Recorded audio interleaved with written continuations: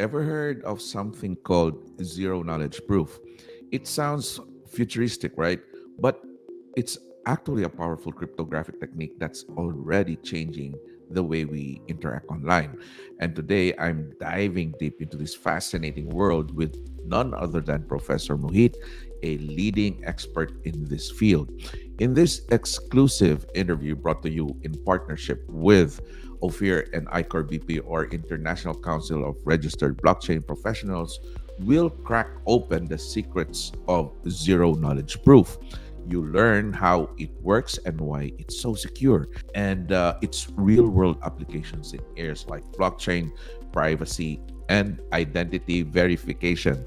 What the future holds for this revolutionary technology. So, whether you are a tech nerd, a security enthusiast, or just curious about the future of the internet, this interview is for you. And get ready to unlock the secrets of zero knowledge proof. And don't forget to leave a comment just right down there below with your questions about ZKP. And of course, check out the full interview with Professor Mohitt right now. Check this out.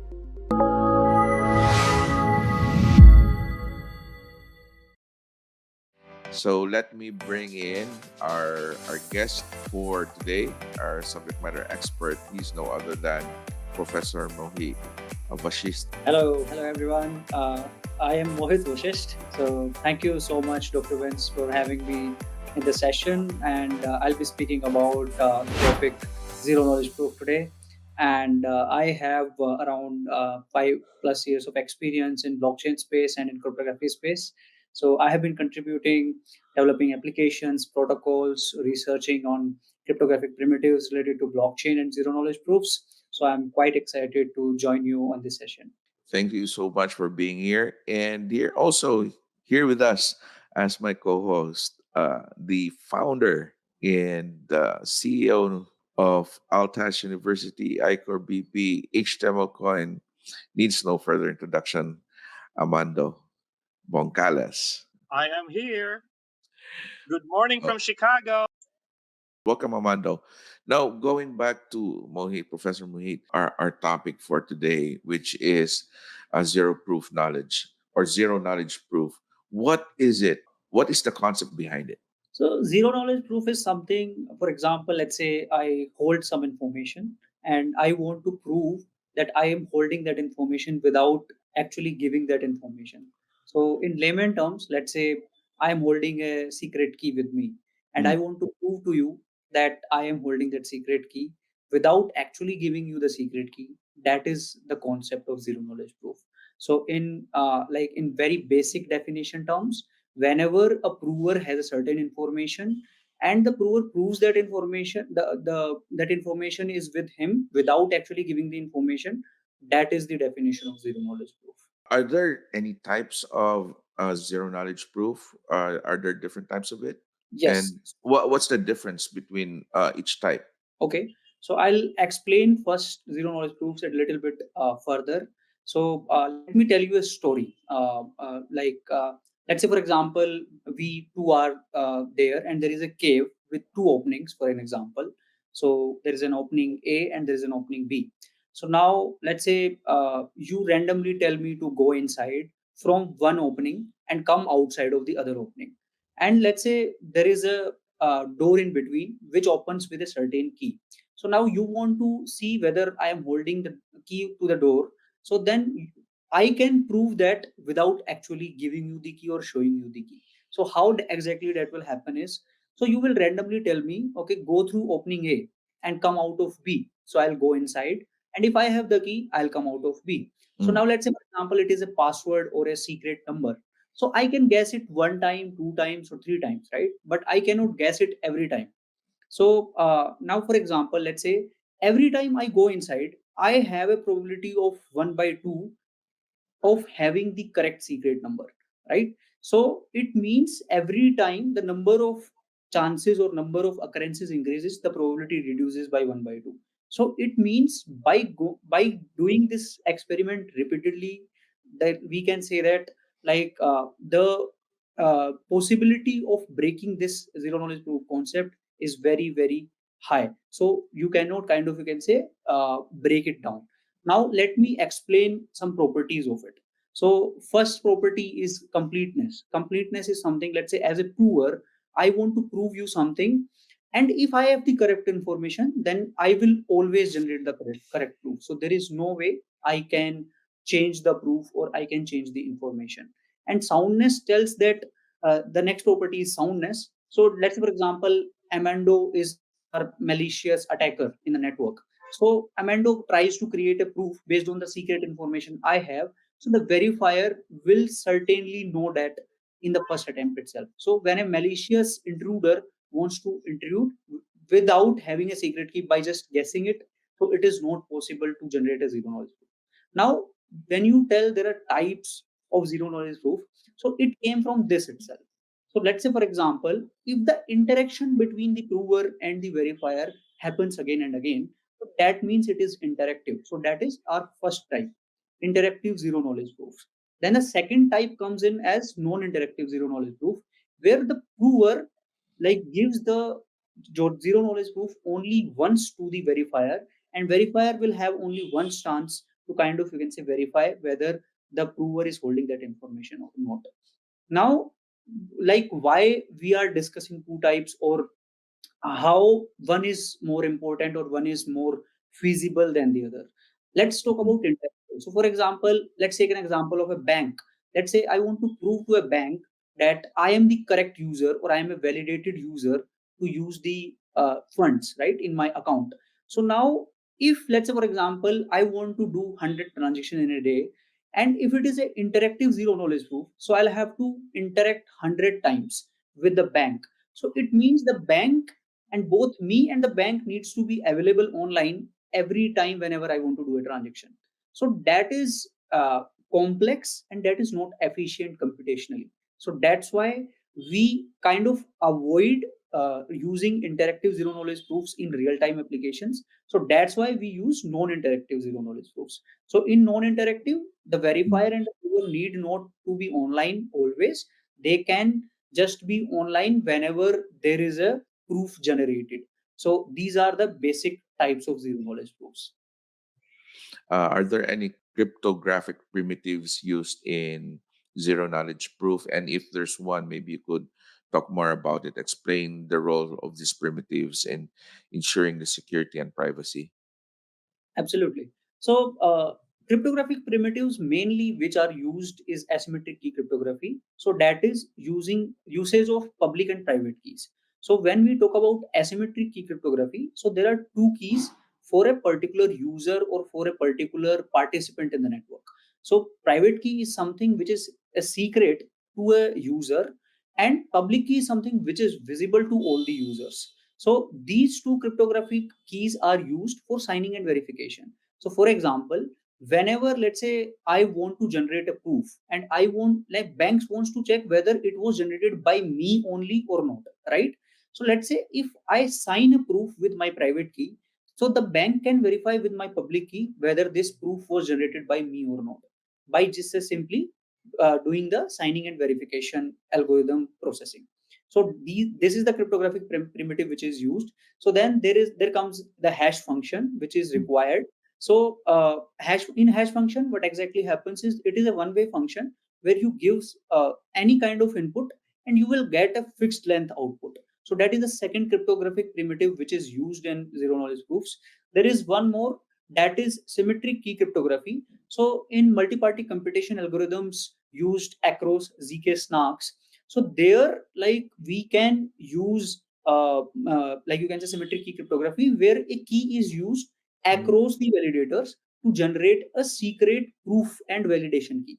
So that is also one of the cryptographic primitives which is used. So yeah.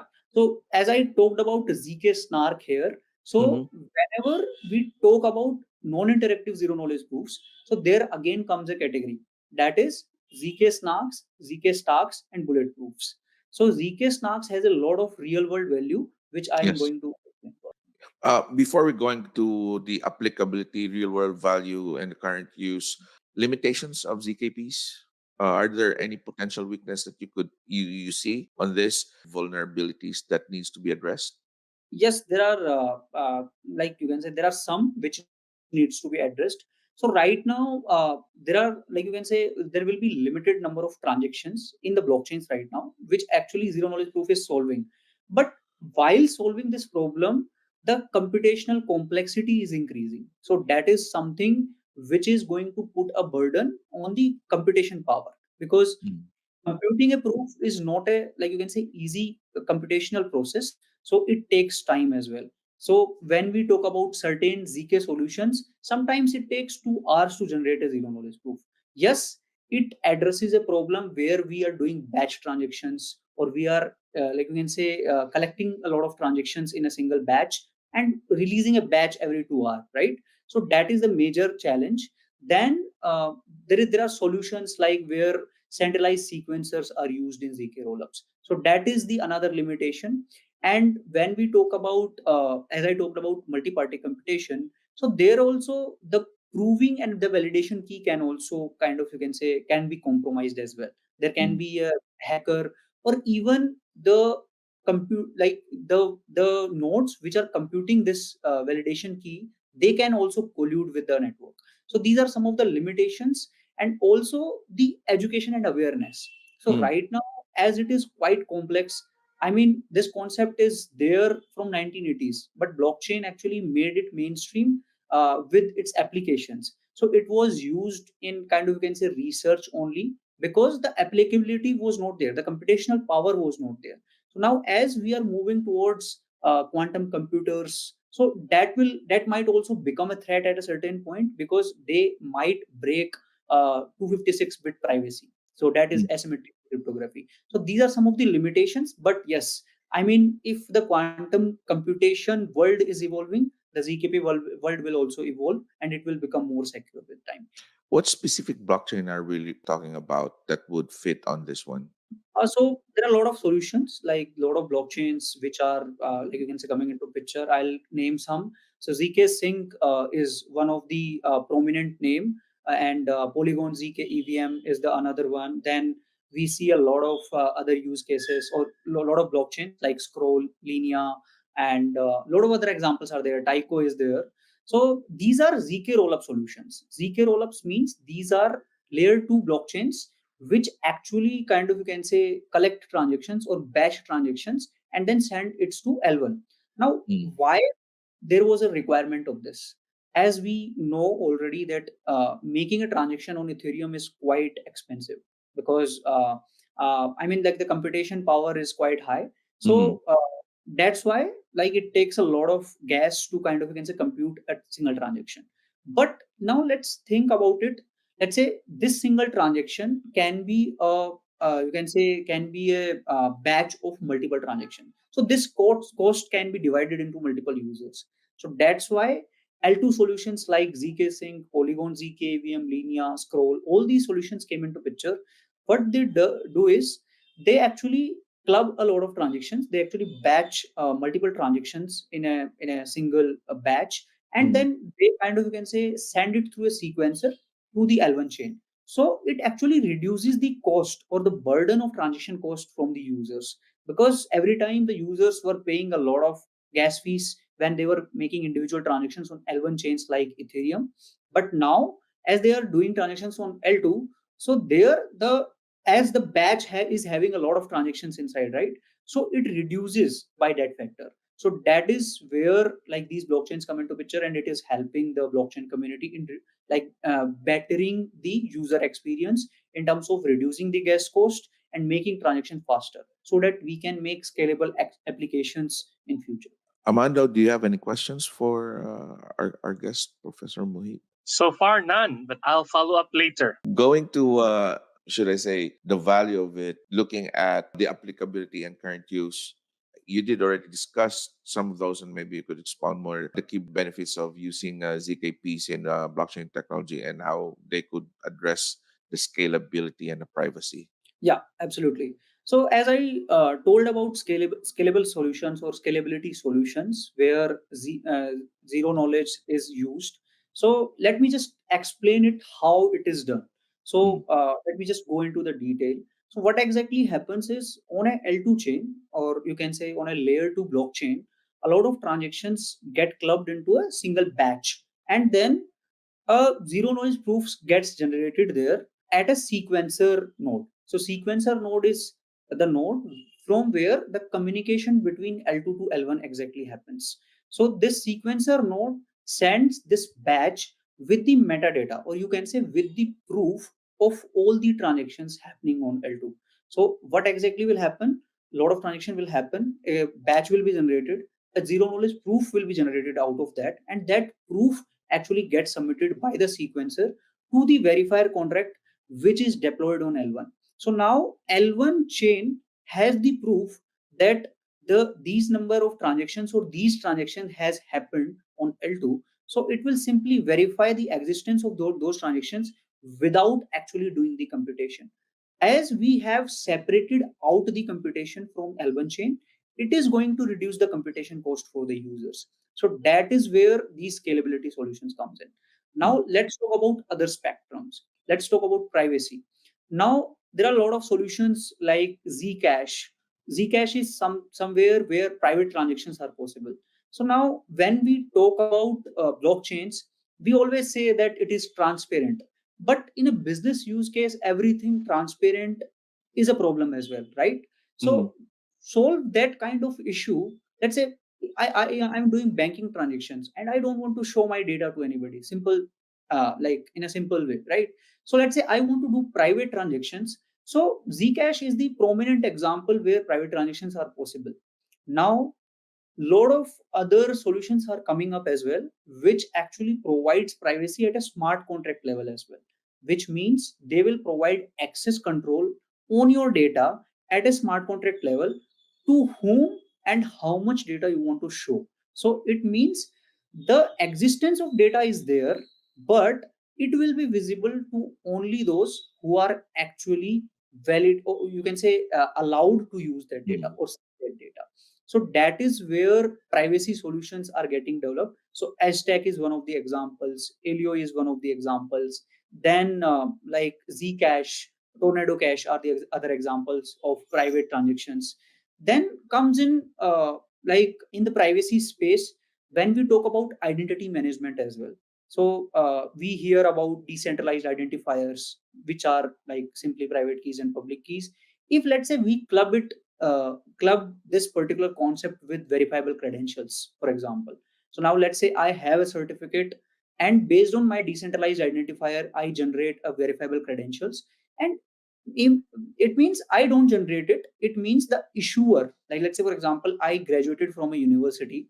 That is a document I am kind of, you can say, I want to validate with some like you can say employer.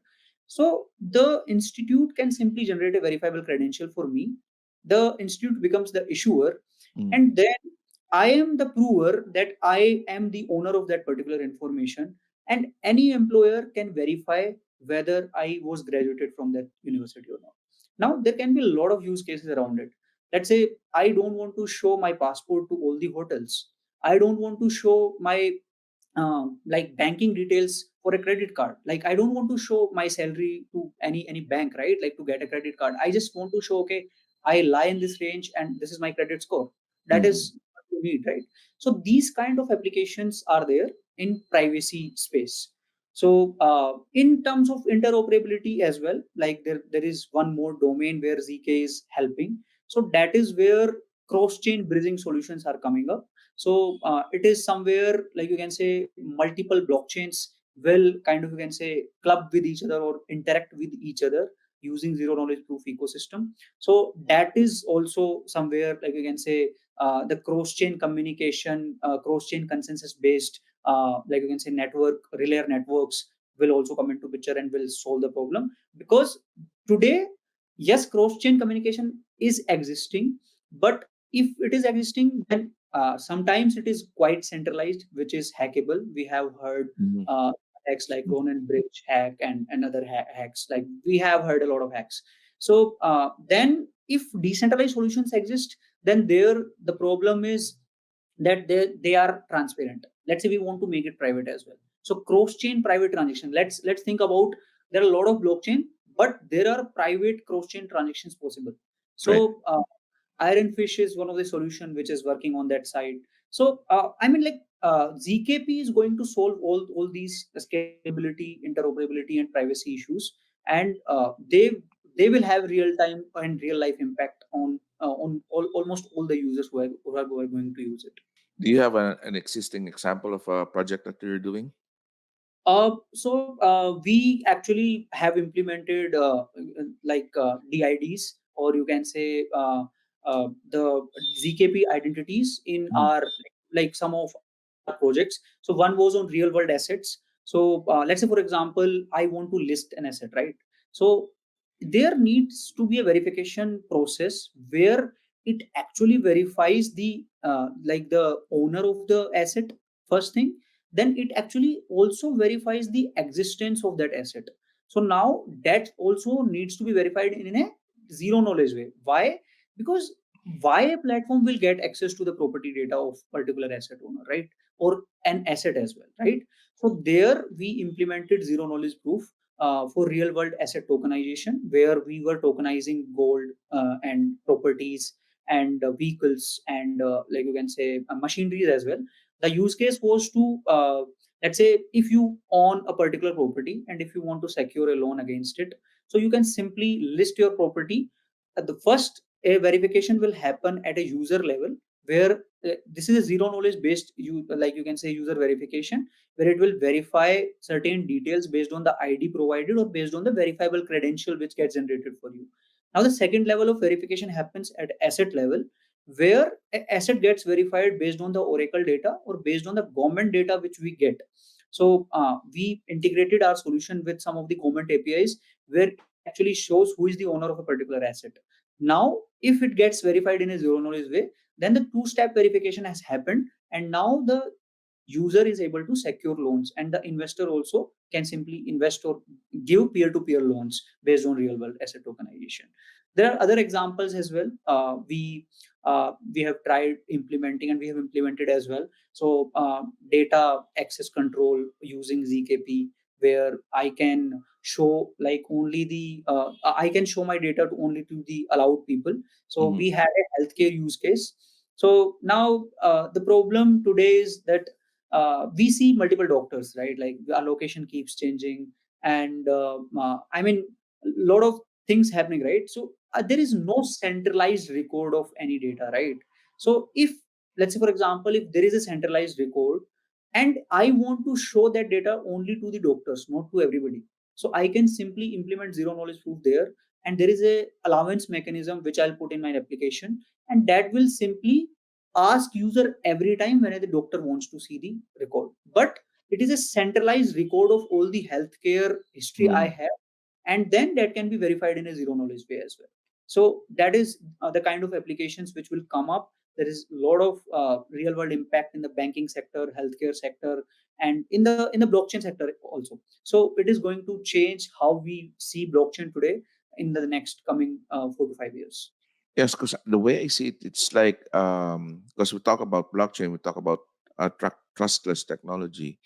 So with this one, it's a trustless technology on steroids. That's how I see it. Yeah, Now, we can call it. in the future, how do you expect ZKP to evolve? And the other thing is, before going to the future, but the adoption of the blockchain community, where are they on this? So right now, if you ask me that everybody in the blockchain space, even like I'm just talking about blockchain space, everybody understands EKP, then I would be wrong to say that, because it's a cryptographic concept where, like you can say, you need a technical understanding of that, Mm. and there are tools and frameworks which are not available right now at developers disposal also. So like let's not even talk about users right now. Even for developers there are not relevant tools at this point. So that is the gap which needs to be filled first, where developers, like we get proper tools and frameworks for the developers to kind of can say generate these proof easily and also faster, because as I told, like it takes around like 2 hours to generate a proof. So if we can reduce this time, that is first thing. And the second thing is, like if we can develop such tools and frameworks for developers, so that developers can make life easier for users simply.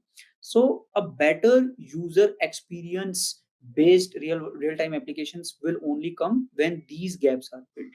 So that is where future kind of, you can say, is going to behold these things, where a lot of solutions, a lot of tools and frameworks will come into picture. Right Mhm. now, almost like majority of the blockchain community is heavily dependent on Solidity, right? And like every day, if you will ask developers also to learn a new language, it is not possible. So right now, like generating proofs with Solidity is either expensive or is either not possible. So these are two limitations which we have. So if that, like you can say, that is sold, then it will be sold at a user level as well by the developer community. So that is the one gap which needs to be fulfilled. And the second gap which is there is the education, so and awareness as well. So when we like you can say, if I tell someone who understands ZKP that this is the benefit ZKP has, so they will be using it, right? But if I'll be telling to a normal user, then it becomes difficult to explain the technology. So education and awareness is very much required to explain this concept, and this is where the gap needs to be filled as well. Proper education and awareness framework should be developed and should be distributed to the community, should be provided to the community, and that will also happen in next 1 to 2 years. So once these two gaps are filled, then we talk about better user experience and proper usage of ZKP, where we can you can say educate this concept in a very layman terms. Let's say you like own information, you don't have to share the information. The system will not take your information simply and will not store your information. That is very important. So people are realizing the importance of keeping their identity as a secret because of hacks happening. So that will actually change the mindset. And these are the gaps which will be filled in next, you can say, 4 to 5 years, where we will see ZKP as a, like, say, bread and butter of blockchain and other Web2 applications as well. I Okay. have a question here from Amando. Go ahead, Amando, please. Yes, thank you, Dr. Vince. So, Professor Mohit, I have a question. So, this is advanced feature in cryptography, ZKPs or zero knowledge proof, and our fellow blockchain professionals are listening on on this show because this is part of the continuing blockchain education. So, the question is, how would ZKPs integrate in artificial intelligence, or will it integrate? Will it merge? Uh, because people argue that features in blockchain will be the bedrock of the fourth industrial revolution, specifically in Web3, to make sure that the transaction online is secured. So people may use other technology to secure their transaction, and other people argue, especially in the blockchain industry, they use this, zero knowledge proof and other cryptographic features to secure online transaction. Will it integrate to artificial intelligence, especially in Web3 space? Okay, thank you for asking this question, Amando. As the trend is towards artificial intelligence, we also understand that artificial intelligence requires data. So when we say, like, we want to make your information private, we want to keep your information as a secret, and we don't store this information, then kind of, you can say, making a, like you can say, culmination of these two things a little bit tougher. But still, if there is a access to a certain data, like there are data points which needs to be secret, and there are data points which might become public at a certain point. So if, like you can say, AI models needs to be developed as well, so yes, only for the learning purpose that data can be provided to the models, making sure that the user privacy is not getting hampered. So that is where, yes, AI and ZKP can kind of, you can say, work hand in hand. But if we say we want to keep this completely secret, then it is a little bit difficult to manage with both the things, because we are saying we are going to provide the data as well, and we are saying we are going to keep this data as a secret as well. So we cannot go in both the direction, because these two are things are like little bit opposite. But still, like you can say, it can be, like you can say, designed in a modular framework where like the data, you can say, the secrecy or the factor at which the data needs to be be secret, can be defined. It can be a modular structure where we can define that this is the sensitivity of this particular data information, whether it can be used in AI model or not, or whether it cannot be. So this is how right now I see it. But yes, we will see how future is going to solve this problem. Right now I would say they are like a little bit opposite. Yes, applications can be made, the data can be used which is not quite sensitive, but zkp and AI, there will be a lot of research and development required to make these two technology work together. Okay, thank you so much. Right. So two more questions. Um, there are, aside from blockchain professionals, blockchain developer listening in this show for the continuing education requirement, we also require this with our partnership in Althash University for our students who are taking blockchain studies.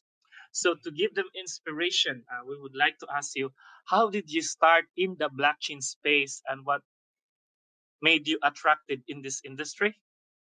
And then the second follow-up question is blockchain formal training such as certification or accreditation important in in in your or people's professional development? Any thoughts about that? Absolutely. So when I talk about myself, how I started, there one blockchain kind of, you can say, introduction lecture happened when I was in my university. So something similar to this, which we are doing right now. So I kind of, you can say, understood that this is going to become the future because everybody was talking about decentralization at that point. Even for web 2 applications, Kubernetes and all these solutions were coming up. So decentralized computation was becoming a norm. Then I found the interest in the immutable concept where the data cannot be changed. We have seen a lot of use cases where people kind of, you can say, were cheated by changing the data, or their data got hacked or something of that sort. So I found that interest. And the main thing which I understood about blockchain is that like it is not one technology which kind of, you can say, we cannot say blockchain is one tech. We can say blockchain is a combination of multiple technologies. It is a combination of peer-to-peer networking, cryptography, then networking, then a lot of other things, consensus algorithms, and a lot of other primitives which gets integrated. So blockchain is simply nothing new. It is a combination of very traditional technologies which existed in 90s also. So right now, the interest which I got developed is because of the cryptography, because I knew that it is like, you can say, going to change the future in terms of privacy as well. And again, alongside the decentralized concept, or having every information with you in a decentralization way. So that is something which kind of, can say, interested me in this. Then I started learning by myself. If you want to understand how I kind of, you can say, adopted everything, I did a lot of self learning. I used to kind of, you can say, read a lot. I used to see a lot of lectures. There was not a lot of kind of, you can say, resource available as well at that point. So simply just keep exploring. If you get a chance to do a certification which will give you a validation as a student or as a professional as well. So if you get a chance, do a certification as well.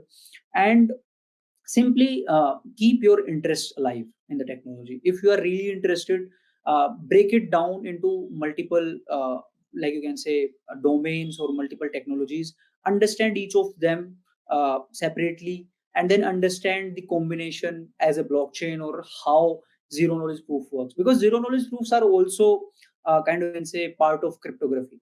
So simply, if you understand cryptography, if you understand basic primitives under cryptography, then it will be very easy to adopt like blockchain and zero knowledge proofs as a whole. So this is how I kind of, you can say, did this. I have worked professionally for almost 6 years now. So initially I started as a student itself, like you all. And I mean, the interest in the technology kept me going. I got a lot of mentors in between who helped me a lot. And then the industrial experience and also the academic experience, I published two research papers in blockchain as well, which gave me the confidence that like this is going to actually change the future of internet, or you can say internet applications. So just keep yourself interested in the technology, keep kind of, you can say, keep exploring, keep reading, keep like watching such workshops and lectures. And then if you have questions, reach out to people. You can reach me out as well. You might get contact details from Amando or from Dr. Vince. So I mean, yeah, this is how I started. And yes, certification gives you certain validation. So if you feel that you want to get such type of validation, go for certifications as well. Complete courses. Don't try not to leave things in between. Try to finish things, understand things as a whole. And once that happens, then I think it will change your career for, like, you can say, in the future. So these are my answers for these questions. Hopefully I could answer what was asked. Thank you so much, Professor Mohit and Dr. Vince. Final thoughts, and at the same time, you want to do a shout out or promote something, where they can go to, how they could contact you, which we will put that it down on our description box below, your LinkedIn account. We will share it, and I'll give the floor to you. Go ahead, Professor. Okay. Thank you so much, first of all, for inviting me to this session. It was quite interesting. The questions were really good and on point as well. So, what I want to conclude about zero knowledge proof or blockchain as a whole, that it is going to change the world for sure.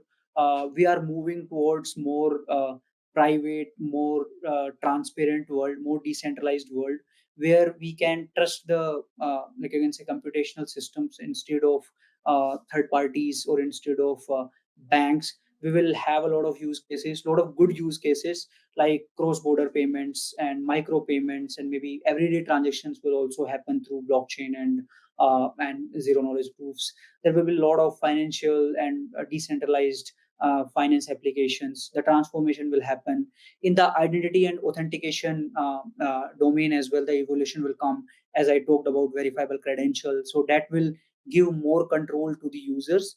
We are moving towards user centric world. So that is already happening, and we will kind of, you can say, the ecosystem will mature, and it will give more responsibility to the users as well.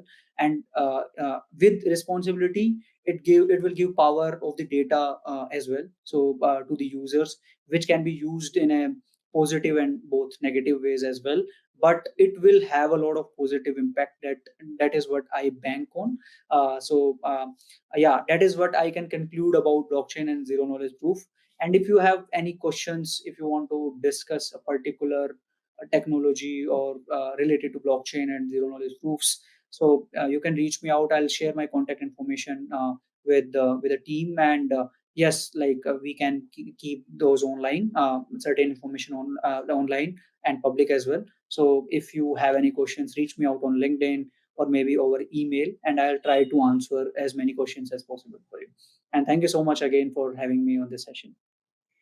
For those who are watching right now, don't forget to like, share, subscribe, and hit the notification bell so that every time we publish our content, you will be notified. This would be published or uploaded on 3 channels: The Block, ICORBP, Trade More, and at the same time, Ophir Community. Again, thank you so much. God bless everyone. Merry Christmas. And I think can we have another session of this, Professor Mui? Absolutely, yes. I'll be open to take such sessions. So it was quite interesting to connect with all of you, and maybe sharing knowledge is something which excites me. So I'll be available. We can talk about timings and schedule, and yes, I can do another session with you.